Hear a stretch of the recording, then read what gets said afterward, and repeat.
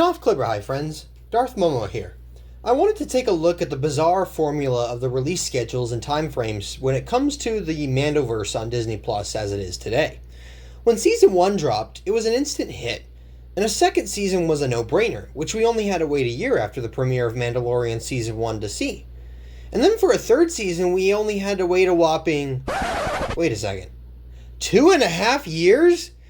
Yeah, it's not pretty, and the next adventure with Din and Grogu doesn't come out until May 2026, over 3 years since Season 3 wrapped up.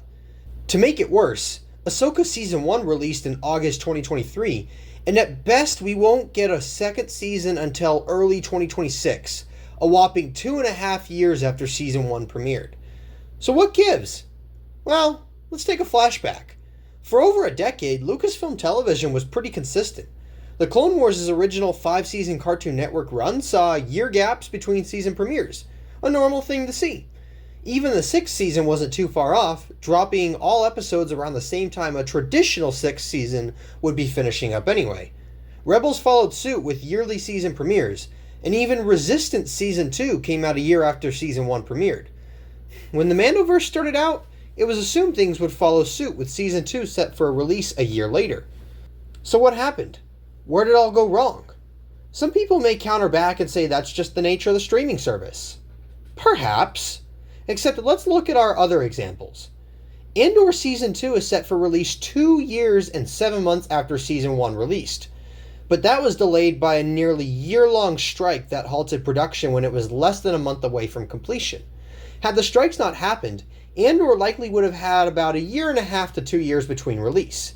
It's worth noting that these same strikes did not affect Ahsoka Season 2, as that was only announced months after the strikes ended.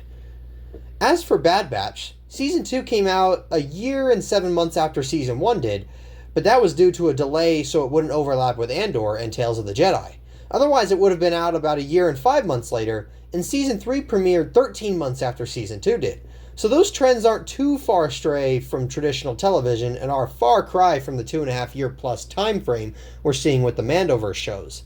Even the Tales series is keeping up, with 1.5 years between Season 1 and 2, and Season 3 being a year to the date after the last one. So why is the Mandoverse the exception? One major thing we need to keep in mind is the Mandoverse is a shared story with several shows intertwining.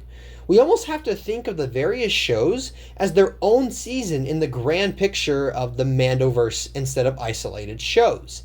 Season 3 of Mandalorian may have been 2.5 years after Season 2, but the Book of Boba Fett, the next chronological tale in the Mandoverse, came out 14 months after Season 2 of Mandalorian. Still a delay, but not a drastic one. So now if we look at Mando Season 3 as Season 4 of the Mandoverse, we see there was not a 2.5 year gap, but actually only a 14-month gap, which is identical to the Book of Boba Fett. If Ahsoka is now our 5th entry in the Mandoverse, what we see is a release only a mere 5.5 months after Mando Season 3. It more than makes up for the delay in the previous 2 entries and actually gets us ahead of schedule from where Mando Season 1 started. A leg up we lose only a year later with Skeleton Crew, our 6th Mandoverse entry, releasing 15 months later, though I have heard that it was intentionally timed for a holiday release and would have popped out in late 2023 if not for the strikes, which would have been impressive.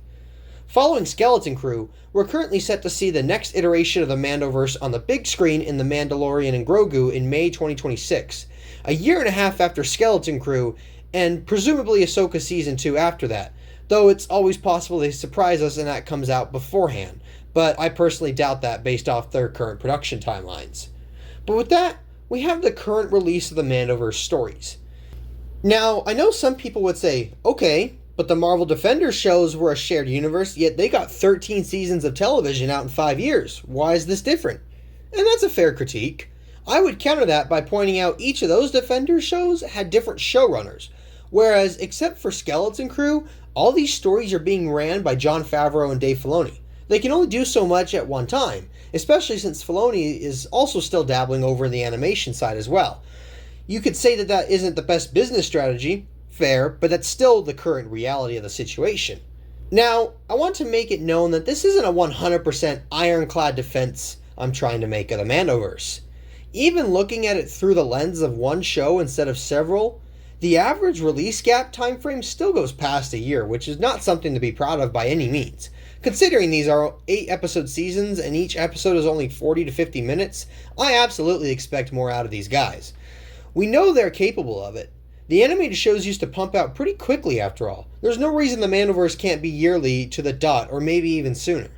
There's certainly fair criticism to be levied at the release schedules of these shows, and by extension the streaming release format itself. But to say that these stories are releasing 2 to 3 years apart isn't exactly a fair statement. It's a lot more nuanced and there's more to it than that.